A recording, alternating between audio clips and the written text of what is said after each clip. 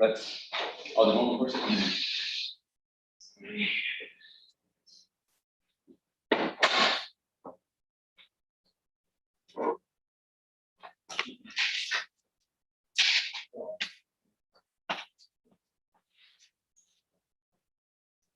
You can talk.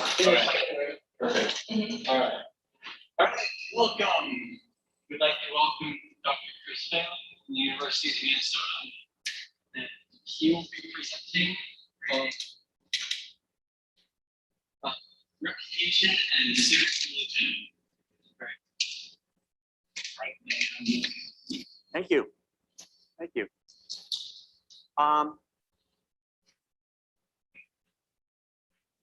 So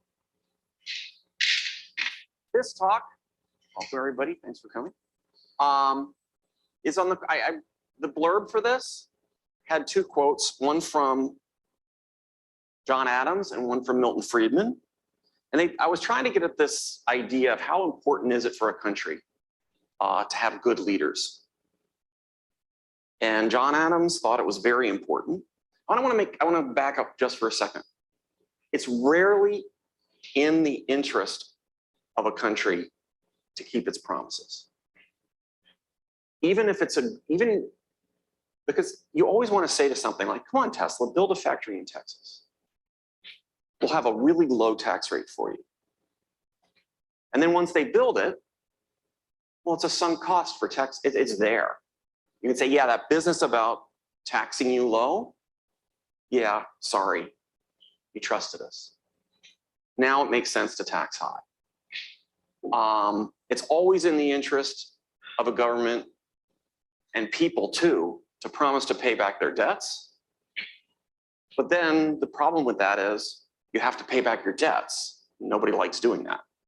That's true for governments. It's true for people. Most of the costs associated with inflation are not actually the costs associated we think. It's the fact that people anticipate inflation. So if you could somehow get people to be schizophrenic and believe that there's not going to be inflation in the future, but then inflation now, you could always have a high rate of inflation, but everybody thinking that it's going to end tomorrow, which, by the way, you can hear our central bankers saying right now. That's a good situation for a government. So there's good reasons not to trust governments. But there's also good reasons for governments to want to be trusted. You want people to build factories. You want people to save. I mean, I worry now that my 401k, that the government's just going to say, thank you very much. Well, that's ours now. But you want people to save, so you don't want them to believe that that's going to happen. So how important it is to have good or an honest political class so that they can make promises and have those promises honored. And so there, I put in a quote from John Adams, who believed it was very important. And so the quote from John Adams was something like, the Constitution is only made for a moral and religious people, including the leaders. And it's inadequate for any other people. And then I actually saw this on the Phil Donahue show, which was like the precursor to Oprah. And Milton Friedman went on the Phil Donahue show. Oprah isn't calling me, asking me to be on her show. And he said something that was kind of the opposite. He said, what matters is not getting the right people. It's getting the wrong, it's having the incentive so that the wrong people do the right thing. And those seem to me to be opposite each other. It seems to me the way to get the right people is the founding fathers. This is what I put in the title of the talk, Civic Religion. The founding fathers were very religious not just in their personal lives, but they were very religious in their rhetoric. They wanted to inculcate values. They said, you know, we should teach the Constitution like it's a sacred document, which makes sense because, you know, the Constitution can't enforce itself. It's not like if you violate the Constitution, then it's going to come up, the piece of paper is going to come up out of the National Archives and smite those who who violated it. You need a culture that says, you know, somehow you need to have people following it, including the government. But how do you get people to follow it? Do you get good people that want to follow the Constitution, or bad people who somehow have the incentive to follow it anyway? But then I was like, okay, well, what do I have to say about this? Well, I have a few things in my favor. One, I'm old. Right? So I used to talk about when I was young, I used to say, oh my gosh, they want us to give an old man speech. Getting in front of a group like this and giving a talk is what I would call an old man speech, where you give your grand thoughts that you accumulated from having not died for this many years. I didn't like that. I never thought it was a good reason to listen to somebody just because they were old when I was young. It sounds a little better to me now that I'm not young, but it still doesn't sound like a great reason. So we're just going to have this person, you know, well, he has a PhD. Well, lots of people have a PhD. So it reminded me of a story. So why should you listen to me at all? I remember I was writing a paper with a friend when I was young, and I was waxing philosophical in the introduction about what I thought about this, or what we thought about this, and what we thought about that. And he just looked at me and he said, Chris, nobody gives a blank about what you think. What did you do? I kind of think that's good advice anyway, for young or old people. Everybody has opinions, so I'm not going to give you my opinions.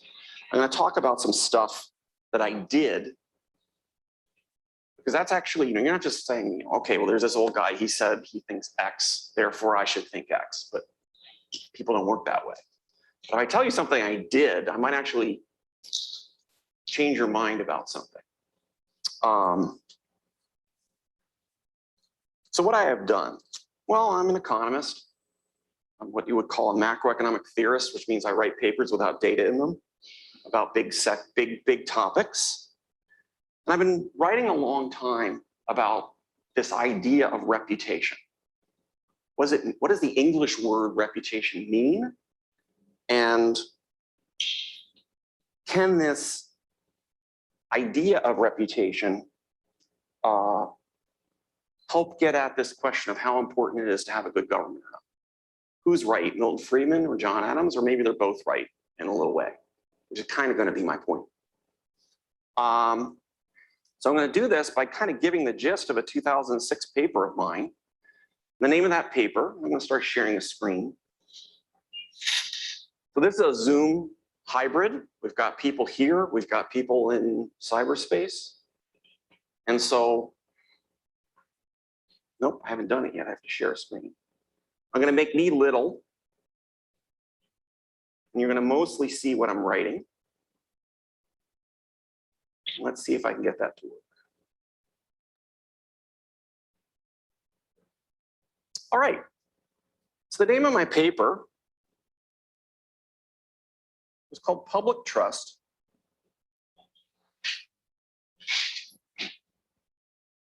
Government Betrayal.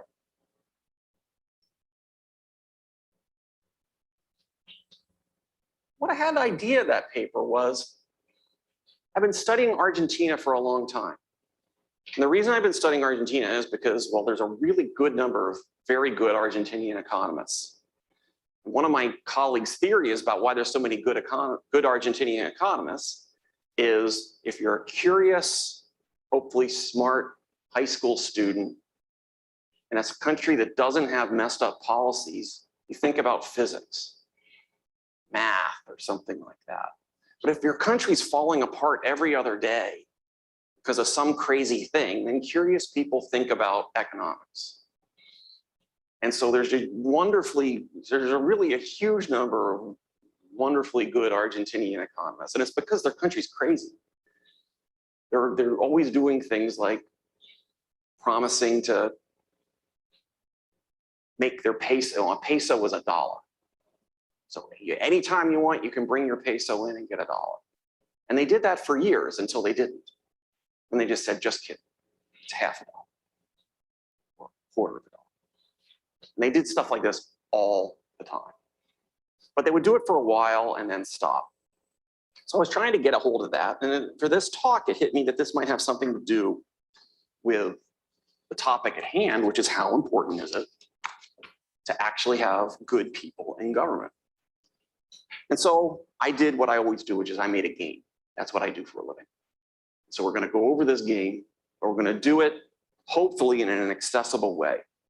Games to economists are like stories, but they're stories where you very carefully make sure that you're doing the logic right. I was going to say doing the math right, but it's really not math, it's logic.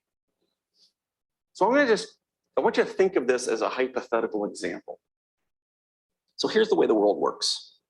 There's two types of people, households and a government. In step one, households either produce or not. That's your decision every day. Do I go in my backyard and produce some stuff? Step two is that the government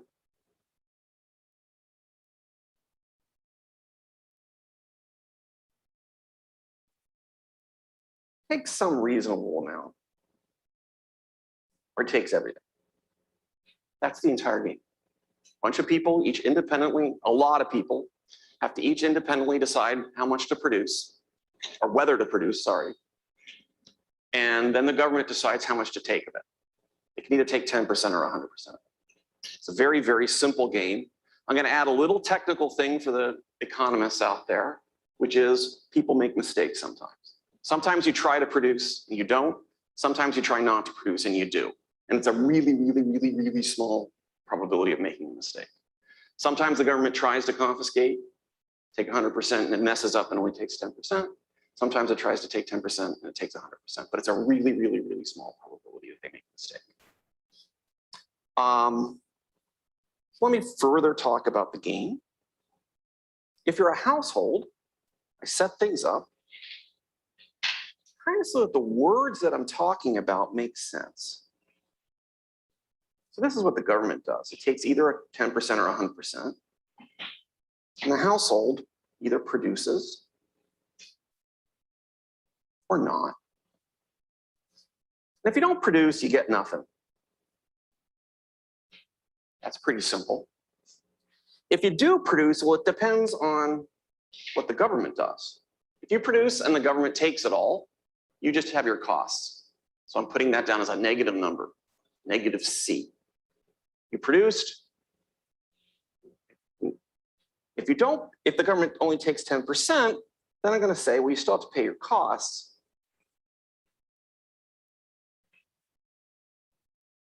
My writing is really bad.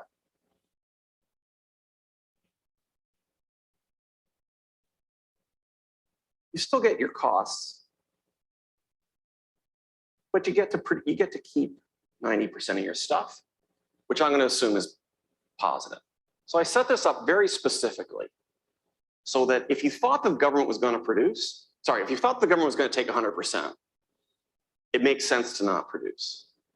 If you think the government's only going to take 10%, then it makes sense to produce. That's it. For the government, I'm going to be introducing a few Greek letters. If the government takes 10%, what does it get? Well, I'm going to say it gets 0.1 times this thing, mu. 0.1 of what people produce times the fraction of people who produce. And if it takes 100%, it gets exactly the same thing. It's just you don't multiply by 0.1. It gets everything that everybody produced.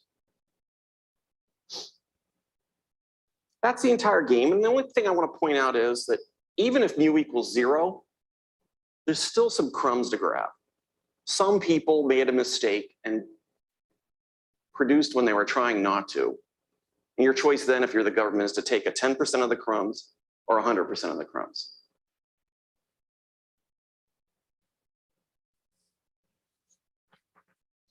So what does people being, how would we expect this game to play out?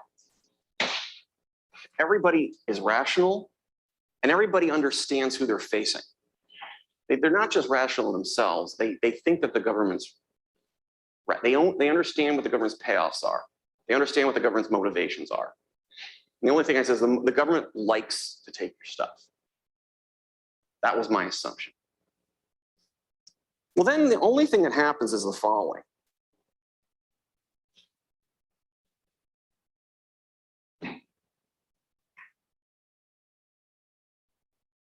That's what happens.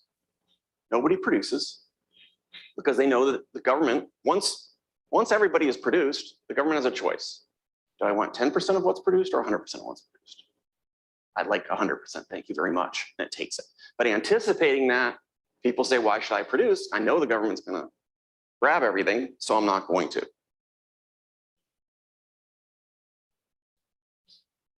What if we repeat this? Let's just repeat it twice. Right, so now the game's a little different. Everybody produces, the government takes 10% or 100%. Or everybody makes a decision as to how much to produce. Then the government takes 10% or 100%. Then everybody makes a decision to produce again, or not. And then the government takes 10% or 100%. It's a little surprising, but exactly the same thing happens again. Nobody produces because the government would take it all. The government takes the crumbs. Then nobody produces again, and the government takes all the crumbs. And the reason for that is everybody knows what's going to happen in the last period. In the last period, there's no incentive for the government to do anything but just take everything. But then everybody in the first period says, well, the government in the first period, when it has to decide what to take or not, says no matter what happens, nobody's producing next period, so I might as well grab what there is. Anticipating that nobody produces in the first period either. I'm not going to do it, but if you do it 10,000 times, you get the same answer. This is called backward recursion. You just start at the end and work backwards, and everybody says no matter what happens, the government's going to take everything, so nobody produces.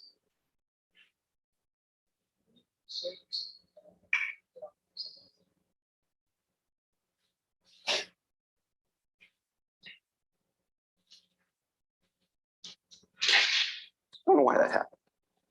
This system is having issues the whole semester, like each year. So could have avoided that. How are we doing? No, it's still.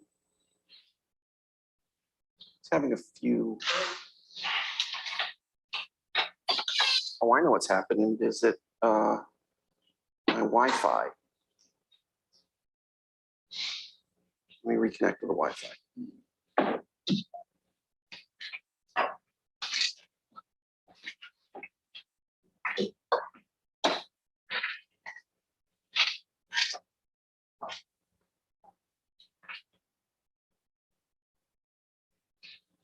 So if you repeat it, it doesn't, we're still a little bit far away from my original thing, which is reputation. How am I going to get that back in here? Yeah, it's having problems. I was kicked off of EduRoam. All right. No, just go to that computer, Zoom from the computer, turn off the Zoom thing, and just let him check in there. It's a board that he's writing on his iPad. I'm not going to worry about that. Right. But just, in fact, I might write back there. I can see that people in the background can still see a little bit of what I write. Right. All right, so let's just do that. So now I want to consider a different game. So we went and did the game once. Then we did the game twice and then 1,000,000 times. What if we change it a little? I want to do the following. I want to bring in this notion of civic religion. There's a 1% chance that the government is just honest. When it comes, it can only do 10%. Somehow the government was raised in an environment where it said it would be wrong to tax on, to just grab all this stuff. I'm not going to do it. I can't do it. So there's a 1% chance of that. And there's a 99% chance you're facing the government that just likes to steal your stuff. That's trying to get at this notion that Milton Friedman had of good versus bad. If you do it once, it doesn't make any difference. Why? Because, okay, there's a 99% chance that the government's going to steal everything, a 1% chance that they're not. Well, I'm still not producing. 99% is still a pretty high number.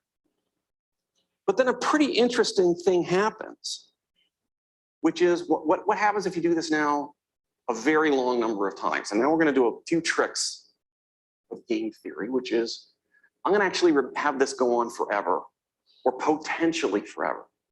So the way it's going to be potentially forever is, imagine we play once, and then with very high probability, we have a roulette wheel. As long as the roulette wheel doesn't come up 0-0, we play it again. And then we roll the roulette wheel again. As long as it doesn't come up 0-0, we play it again. We just do this potentially forever, but sooner or later it's going to end. You're going to hit 0-0. So that's a new game. That game,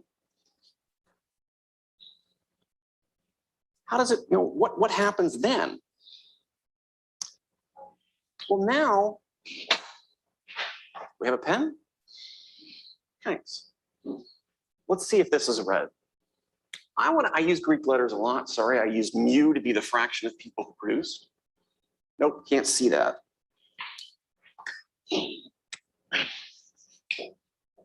Still can't see. Oh, you can see it on the computer? Ah, okay.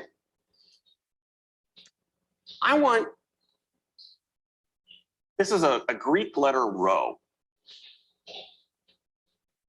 And that's a subscript T. It means this, if we played this game 10 times, rho T is, that's what the T stands for. We've played the game 10 times. So rho 0, which is we haven't played the game yet, is 1%. You think there's a 1% chance you're facing the religious type that just can't take all your money.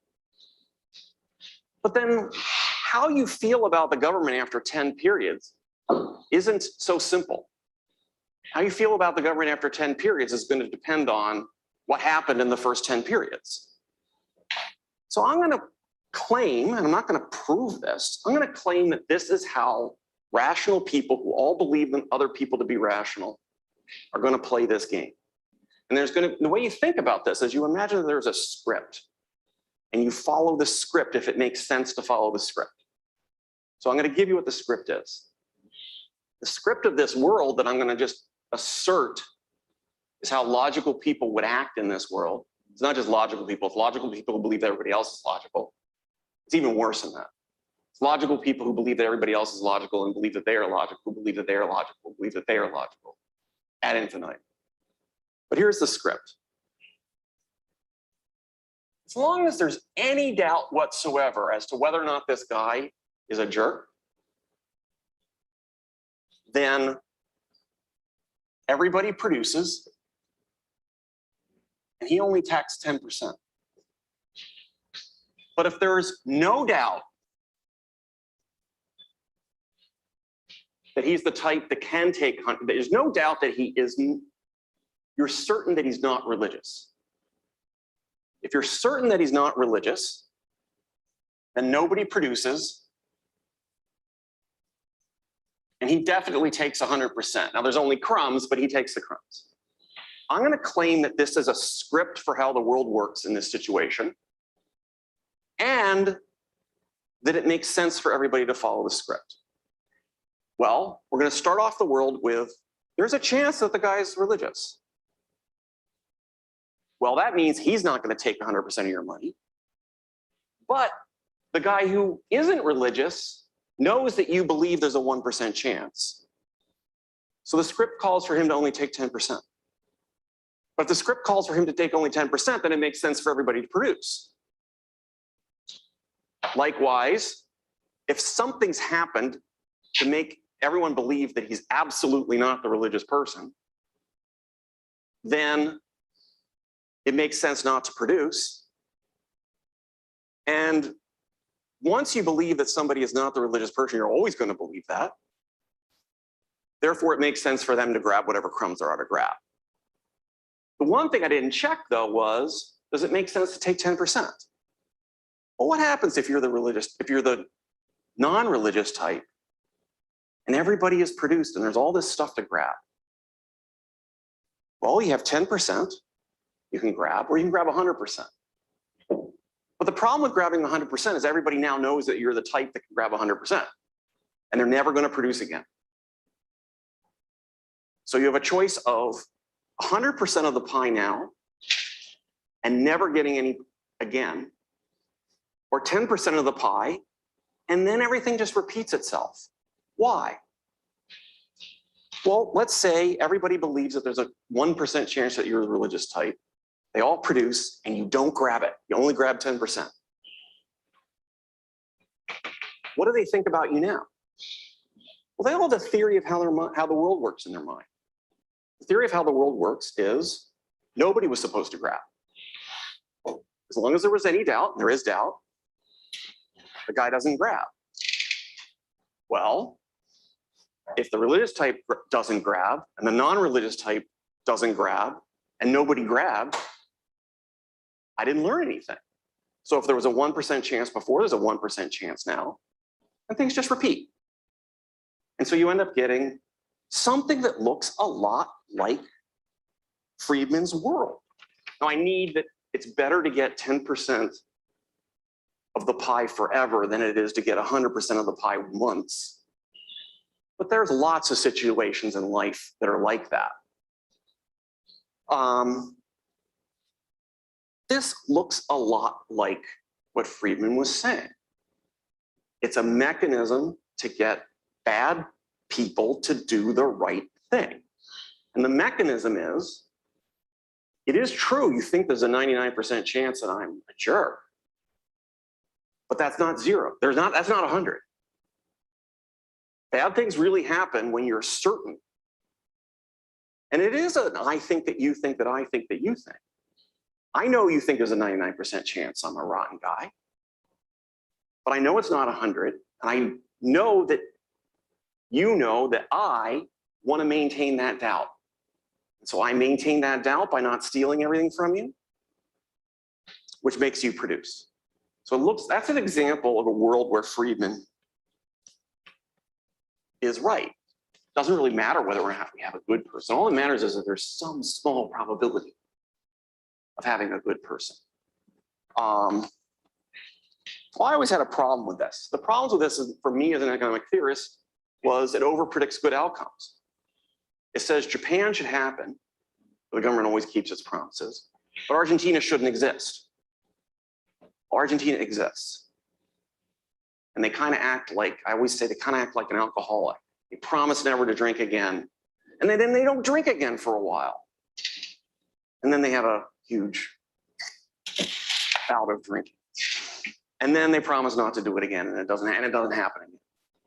And then the amount of time between when they break their promise just it varies. It seems to be completely random. And the second thing is more technical. It relies on leopards never changing their spots. So the fact that everyone's willing to go along with this script relies on the fact that once you take 100% once, everybody knows who you are. Right? But people sometimes do change. Usually when they tell you they've changed, they're lying, but not always. Sometimes people, when they say, you know, I've talked to my friends, they told me I was awful, and I've decided I got a new leaf now, I'm gonna be nicer to everybody. It really makes a difference between you know they're lying and you just think that they're probably lying. Right? There's a huge difference between those two worlds. So what I'm gonna do is give you another version of this where leopards can change their spots. Sometimes bad people just wake up the next day and say, boy, I was a jerk, I'm not gonna do this anymore, I'm gonna be good. And sometimes the opposite happens. All right, so you always are trying to figure out who you're facing, and nothing ever tells you. I mean, the way I would put it is, your information about whether or not somebody's good or bad depreciates. Something that happened a long time ago isn't going to give you as much information as to who you're facing as something that happened recently. Then, let's see where I'm going.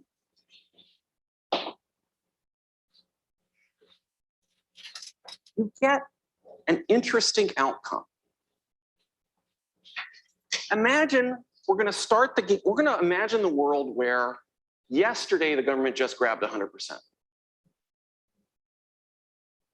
Do you know you're facing a kind that can grab 100%? And the answer is no. There's a really small probability, but a probability that overnight they changed their spots. The leopard changed his or her spots. So I'll call that another Greek letter, epsilon. I want to start off with the world as if it's just the case that they acted, it's the day after Argentina just did something terrible to its people. And they're promising not to do it again because they saw the light, it's bad. So you believe that with probability epsilon, they're telling the truth, where epsilon's a small number, but it's not zero. I'm going to claim the following. What ends up happening, you can see this on the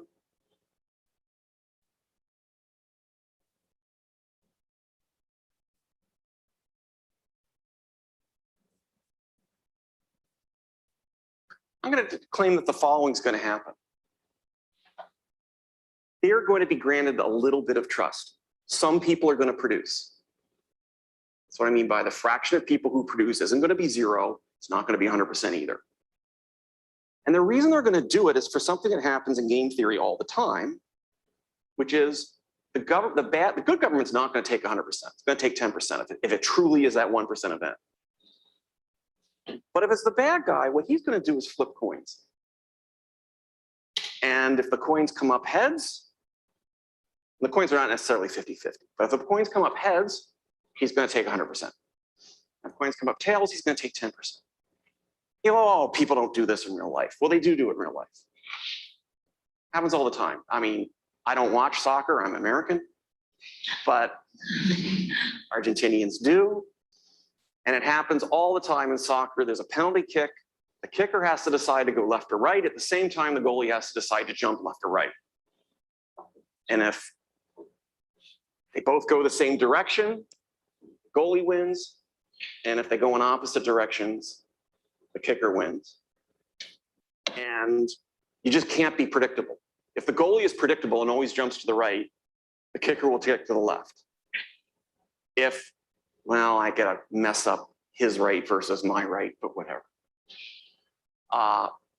If the kicker always kicks left, then the goalie will always go that direction, right? And what you see is they really do act as if they're flipping coins. They just, the kicker randomly jumps one direction, kicks one direction, and the goalie randomly jumps one direction. You see it in baseball on the whether to pitch out. You see it in lots of things in life. And so what I'm claiming is that that's going to be what happens here. And I think there's something kind of deep, which is, well, why can't you have the extremes? So one extreme is that nobody produces. And the reason they don't produce is the probability of him taking everything is 1. I'm going to claim that's not compatible with people being rational, right? What I mean by that is, suppose it was the case when people can change their spots, leopards can change their spots, that bad people always act bad and good people always act good. That can't happen because it's too cheap to buy a reputation. If everybody's frame of thought, their way of thinking about the world is that bad people always act bad and good people always act good, what do you think if somebody treats you well for one period? Well, it must be a good person, because bad people always act bad and good people always act good. So if somebody treats me nice for one period, then he must be good. But notice that means it puts really horrible incentives for bad people. All they have to do is treat people nice once, and then people believe that they're good. And then people will trust them, and that's the time to act bad. Because really, there's no cost to acting well when nobody's trusting you. There's just crumbs to grab. So it's better not to grab the crumbs, convince everybody that you're good, and then when they all trust you, grab everything. So you can't have that. But what about the opposite? Everybody trusts you. Everybody trusts you because they believe that both good and bad people will act good. Well, then there's no punishment to acting bad. What people will do is they'll say, well, look, my frame of mind of how the world works is that everybody acts good. Bad people act good, good people act good. So then somebody treats you badly. Well, that just must have been a mistake. He was trying to act good and just messed up. Because bad people act good and good people act good. But then knowing that, I might as well act bad. We'll think it's a mistake. So that's not an equilibrium either. The only thing that's left is the kick left, kick right business. Jump left, jump right business. But then you get some interesting, the word we would use is dynamics, which is what happens in the first, so the guy's flipping, some people produce in the first period. And the reason it's some people produce and some people don't is we're going to choose the probability that the government decides to take everything to make people indifferent. Sometimes, and so some people produce, some people don't. Well, in the government, flips coins. If the coins come up and say, grab everything, then the game just starts over. People go back to thinking that the only way that you're a good guy the next day is if you got religion that evening. But if you don't, then they have to say to their heads, why didn't he grab everything? There's 99% chance that he's the guy that grabs everything, and he didn't grab everything. So the coins must have come up that said kick left, don't grab everything. But there's another possibility, which he's truly good. And what I'm going to claim is you're going to think, okay, now there's a 1.5% probability that he's good. The way to think of that is suppose 10 times in a row, you see him not taking everything. Well, what could cause 10 times in a row the person not to take everything? Scenario 1 is the coin flips just came up 10 times in a row not to take everything. Scenario 2 is all along you were facing the good person. And you're going to keep thinking it's the longer they don't take from you, you're going to think it's more and more likely that the reason is all along they were good. Because having a bunch of coin flips come up the same way every time is a low probability event. And so eventually, you're going to become more and more convinced. If they don't take, they're going to become more and more convinced. Well, how do you make the bad government willing to not grab everything? You have more and more people trust them every period. So at the beginning, very few people trust.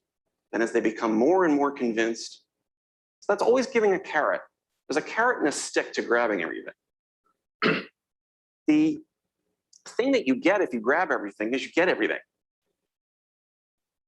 But the reward you get for not grabbing everything is more people will trust you tomorrow. And then if you grab everything, there's more to grab. And so that's the way the world works when lovers can change their spots. Trust is built up gradually. More and more people are willing to trust the government. They all know what's going on, but they all think that there's a higher and higher probability that it's a religious type. And the probability that they think you actually are the religious type goes up and up and up.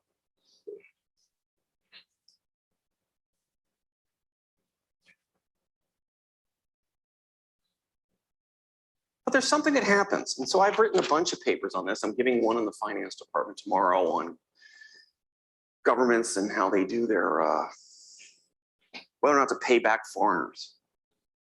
It only works for so long. And I want to give you the last intuition about why this doesn't work forever.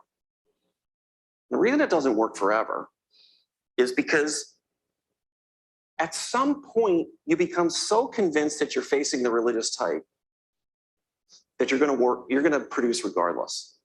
I mean, imagine that it's the other way around. There's a 99% chance you're facing the type that isn't going to take 100%. And you think the worst about the type you think the worst about the type who can, that he's actually just going to take everything. Well, there's still a 99% chance you're going to keep your money. Because even if the other guy is definitely going to grab everything, he's probably not there. You've seen such a long history of good behavior. The only way to explain it is you've been facing a religious type the whole time. Well, if that's the case, then there's no more carrot to give once everybody trusts you, there's no more trust to gain. If everybody's convinced that you're a good guy, then there's no carrot to hold in front of a bad person to keep them acting well. And so they don't. So what it means then is what these games have is there's some amount of time where the bad guy is kicking left, kicking right. And so you see this kind of Argentina behavior of, I really promise I've changed, and then you fall back to the beginning again. And there's another period of time, and then you fall back to the beginning again. There's another period of time, and you fall back to the beginning again. The only way you're ever going to get, who knows, 30 years of good behavior is if it's actually a good person. So the only way this model is, so I want to know, is this model compatible with the data? The data is we have Argentina. Act well, act well, act well, don't act well. Act well, act well, act well, don't act well. Well, act well, act well, don't act well. And then you have Japan. Good, good, good, good, good, good, good, good, good. Is that data compatible with the model? The answer is yes. But only if Japan actually has people in it that are not flipping coins. They're saying that would be wrong. Right? So the model's explanation for the data is long periods of good behavior are caused by good governments, good people. And so that's what I'm going to get, then I'm going to wrap up. How does this model of thinking about the world, which I guess is a very simple model. It's just, you can trust the government can either betray the trust or make you happy that you trusted them. How does that get with what Friedman and John Adams were saying? John Adams was saying it's important to have good people. And the answer to that is yeah, yes, and no. You can still get bad people to act well some of the time. They don't act badly every time. And that's because, again, it can't be that bad people always act good. Or sorry, it cannot be that bad people always act bad, because then it's just way too easy to convince everybody you're good. Right? So there is some sense that Friedman was right. Just having a reputation imposes a cost on people grabbing. Having the fact that there are always these religious types possibly around imposes a cost on the type they're perfectly willing to take all your money. Because every time they do, they're convincing you that when they did it, they were the type that could. And that affects your future behavior, and that affects how much they can grab in the future. So Friedman's kind of right on that. But so is Adams. If you want 100 years of good stuff, you're not going to get 100 years of good stuff out of governments that think it's perfectly fine to renege on their promises. That only comes from somebody saying, oh, I can't do that, that would be wrong. And that's what I meant by, civic religion. It gives an economic, I always put this in two cynical terms. Maybe that just says something about me. It gives an economic rationale for brainwashing the next generation into things like, but that would be wrong. The last thing, in many ways I say this, which is If the world were actually inhabited by the people who inhabit our models, it would be much worse than it is. People that inhabit our models are usually incredibly selfish. You know, I can kill 100 million people, but I'll get $5. Sure. We don't tend to put people that would worry about things like that in our models.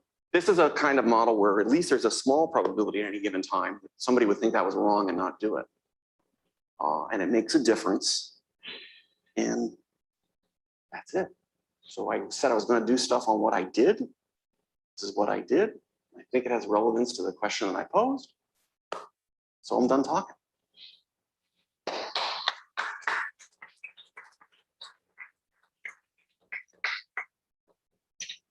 So how can we explain Argentina in the sense of what hopes do we have for Argentina in this state view of the world? Will they keep just playing the random strategy game because they're fundamentally bad?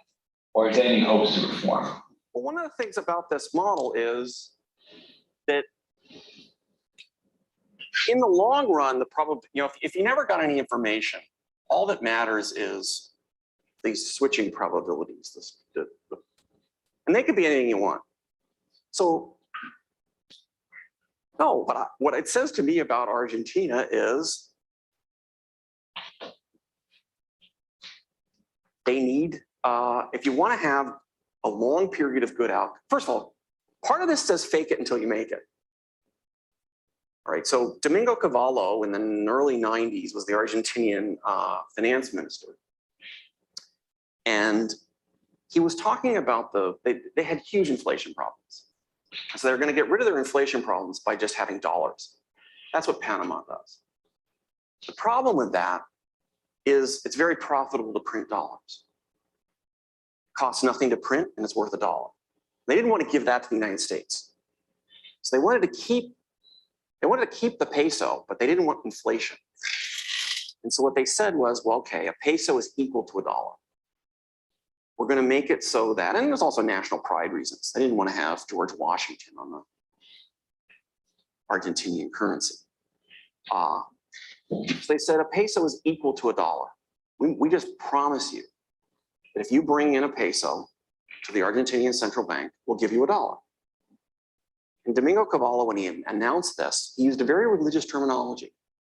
He said, someone said, there was some interview on a Sunday talk show. They said to him, well, what is money? You don't get questions like that of finance ministers in the United States. They asked him what money was, and he said, it's a sacred promise between the government and the people that if you bring in you bring in a peso, we'll give you $1. Bring in 1,000 pesos, we'll give you $1,000. And my Argentinian colleague, Rodolfo Manueli, said, you know, that's the same guy who engineered a 90% devaluation 2 years earlier. Basically said, you know, that. So 2 years earlier, he had said, yeah, it's not $1, it's 10 cents. And he had been trying to convince you that he changed. And so maybe, and the things that worked for a while, probably worked for a few years, and good things happened. And then they said, just kidding. So I guess the thing is, the current generation just fake it, act well, and then eventually you need their replacements to actually believe it. That's kind of my point. Where's the United States in that? I don't know.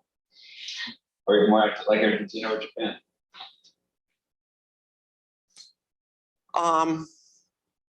The United States is actually, so there's a term that is in the sovereign debt literature called graduation, which is you have a very terrible episode of foreigners lend to you and then you don't pay them back. Foreigners lend to you and then you don't pay them back. And then they don't trust you for a long time. But it seems like if about 30 years go by and you don't, well, maybe they don't forget. The countries which were not trusted, they were in the set of, look, these guys are, I have to watch my language. These guys are a bunch of bad actors.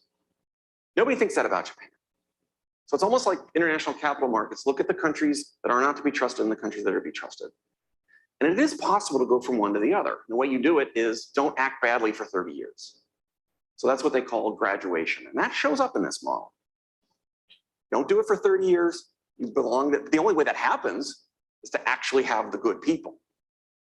But once that happens, so the United States was pretty bad in the 1800s. A lot of states, one way of thinking about it is our railroads were built by British money being lent to the states, who then said, thank you for building us a railroad. We'll take care of it. We'll take over now. And they never paid them back, or at least a lot of states defaulted. I don't know if the federal government ever defaulted. I don't think it did. But now we're a pretty trusted country. You look at the interest rates that we can borrow from foreigners for, and it's almost zero. So who's determining who's called on? Me? Well, I just, to your point of civic religion, one of the sort of fundamental founding myths type things in the US is about the decision not to default on Civil War, Revolutionary War debt. So that was part of the memory of the United.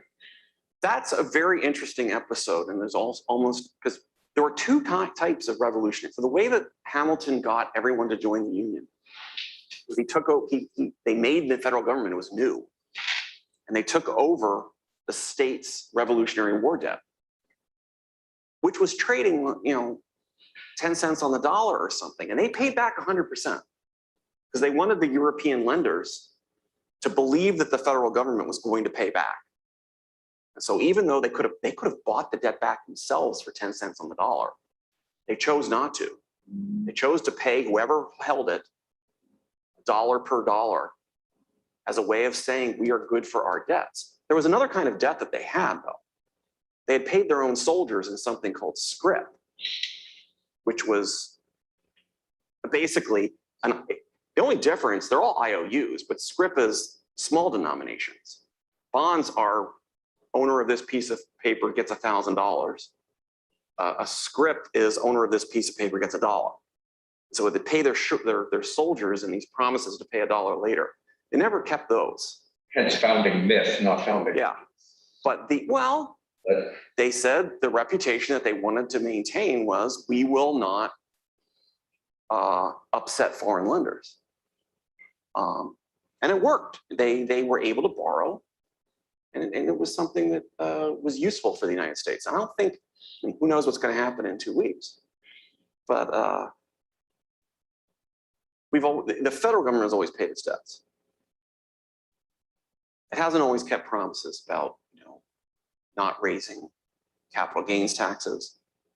There is issues about, you build a factory, and then if the government says, oh, guess what now, the corporate profits tax is 99%, they've more or less just taken the factory from you. And that happened in World War II in a lot of Western countries. And then they kind of built back their reputation not to do things like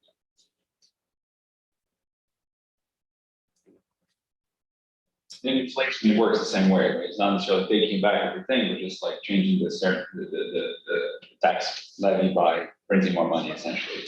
Yeah. Okay, so the United States, so wouldn't you say the United States in the 70s were kind of not? Yeah, okay, so I'm not sure everybody can hear your question, so I'm going to kind of repeat it. It also gives me some time to think while talking. Inflation is a way of grabbing money out of your wallet, right? Can you imagine, I could go and steal half the money from your wallet. But if I just print more money, didn't cost me anything to print it, and now all the money in your wallet is worth less. It's just a transfer from you to me. And so governments do that. They do it a lot when they're not very good at raising taxes other ways.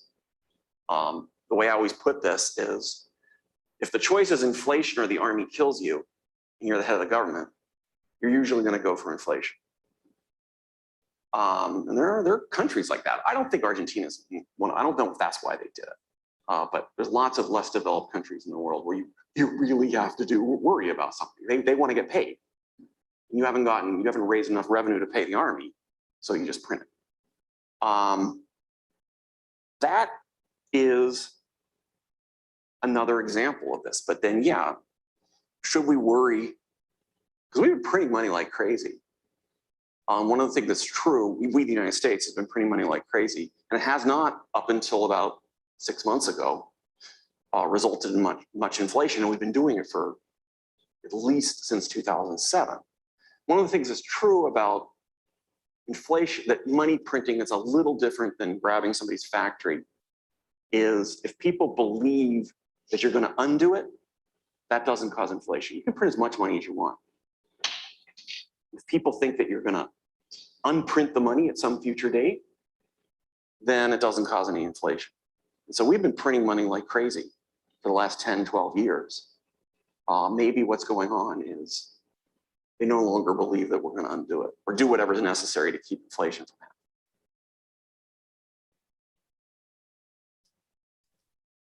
Chris? There's somebody on Zoom.